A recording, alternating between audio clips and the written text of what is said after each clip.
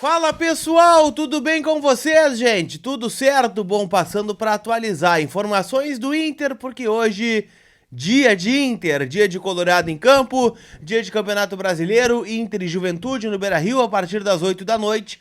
Colorado que tá de olho nessa rodada do Campeonato Brasileiro, que começou boa, mas ontem o resultado já não ajudou muito o Inter, que ainda seca o Corinthians, que joga depois do Inter, né? O Inter joga às 8 horas, o Corinthians joga depois, o Inter dá uma secadinha marota aí no Corinthians, não precisa muito, né? A gente já seca o Corinthians por natureza.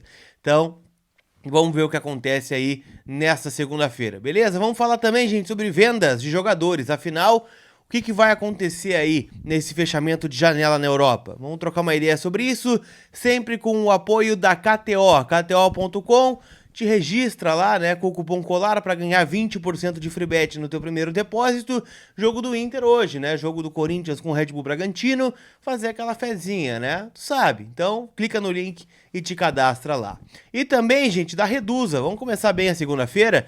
Então, dá uma olhadinha no teu contrato de empréstimo ou de financiamento, chama eles no link que está na descrição aqui do vídeo para pedir uma avaliação gratuita do teu contrato e o valor da parcela pode reduzir. Então, chama a Reduza no link que está na descrição aqui do vídeo.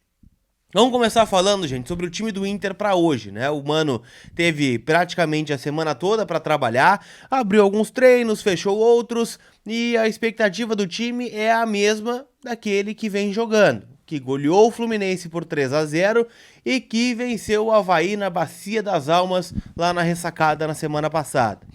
A grande mudança deve ser no gol, né? O Daniel, voltando de suspensão, entra na vaga do Kehler. No mais, gente, o Inter tem mudanças no time titular como origem, né? Como o pensamento do Mano Menezes, mas isso já acontece em algumas rodadas. O Johnny na vaga do Edenilson e o Maurício na vaga do Alan Patrick.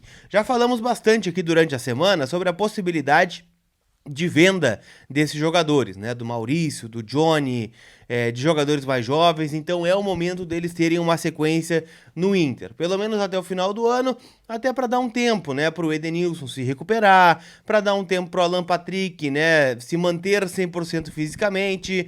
Eu não tô entre aqueles que acham, né, que o Alan Patrick é uma desgraça fisicamente, que ele não corre, não. Eu acho que ele é um jogador mais condutor de bola, um armador, né? Mas a gente sabe que ele tem a dificuldade de não conseguir terminar um jogo.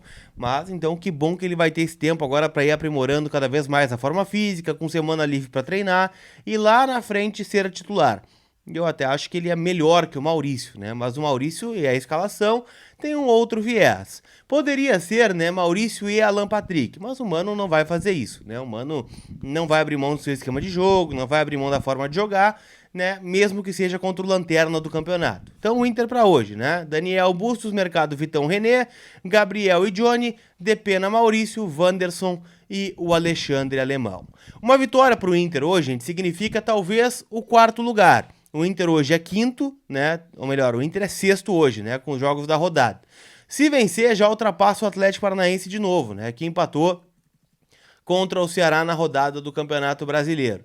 O Inter vencendo, gente, vai a 42 e fica com a mesma pontuação do Fluminense, que hoje é o terceiro. Não ultrapassa os cariocas porque tem uma vitória a menos, mas fica com a mesma pontuação. Fazendo isso, gente, o Inter dá uma secadinha no Corinthians para ser quarto colocado. O Corinthians pode, no máximo, empatar o jogo. Empatando, né, com o Red Bull Bragantino jogando na Neoquímica Arena, o Inter vai a quarto, fica dentro do G4 do Campeonato Brasileiro e na próxima rodada tem o confronto direto contra o Corinthians lá em São Paulo. E aí a gente vê o que acontece. Então o importante hoje é vencer. Vencendo é quinto, pode ser quarto, né? Se não vencer, se empatar é quinto e se perder fica onde está na sexta colocação, já que o Atlético Mineiro também não venceu na rodada. O Juventude chega no desespero, né? Ele não sai da lanterna hoje, porque mesmo que ganhe, não ultrapassa o Atlético Goianiense. O Juventude tem a pior campanha do brasileiro, apenas 3 vitórias em 23 jogos. E tem uma dúvida, né? Se joga o Igor Nogueira ou se joga o Vitor Mendes na zaga. É a única dúvida do técnico Humberto Louser. O time está escalado com Pegorari, Rodrigo Soares, Igor Nogueira ou Vitor Mendes, Paulo Miranda, aquele mesmo, e Moraes. Elton, aquele ex-jogador do Inter durante muito tempo, né?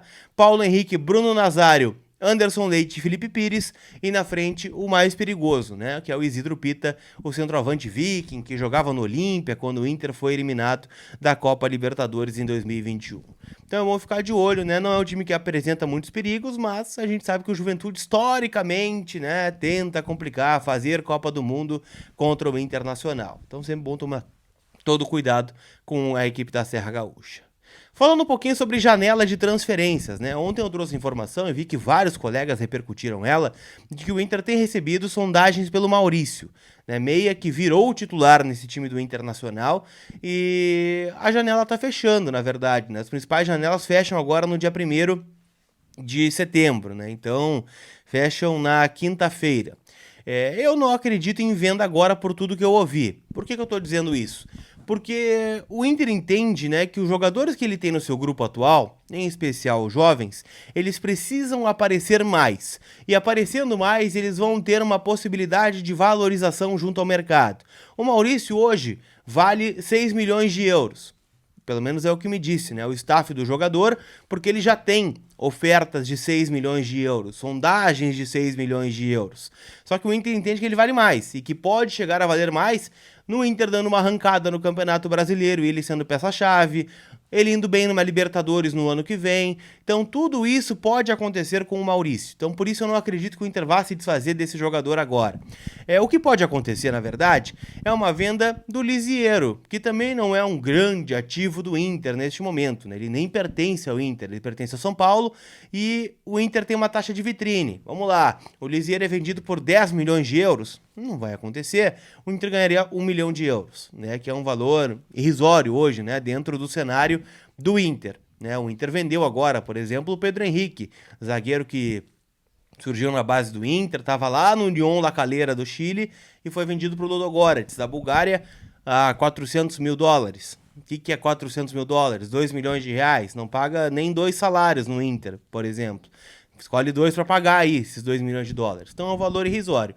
O Inter não deve vender jogadores agora, né? Vamos lá. Se sair, sai o Lisiero e ponto. O Wanderson que teve oferta, o Inter não vai liberar. Maurício que teve oferta, o Inter não vai liberar. Qual outro jogador tem oferta no Inter? Então é algo que deve ser planejado para a próxima janela.